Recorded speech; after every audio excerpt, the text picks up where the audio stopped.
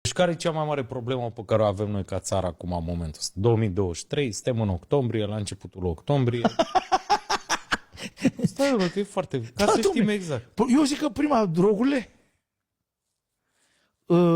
2, învățământul, după mine, 3, sănătatea și după urmează infrastructura și astea care nu cred că le rezolvăm niciodată. Pentru că e penibil. Eu de la... Deci în primele 5 tu nu pui jocurile de noroc. Acolo nu e o chestie că... Fii atent de ce nu pun. Asociația Internațională a Psihoterapeuților nu-i oprește nimeni au declarat eu am cunoscut toți jucătorii. dependență. Nu, asta e vrăjeală. Cum să fie vrăjeală, mă, serios? Deci îi cunosc pe toți jucătorii care erau și înainte și care alea.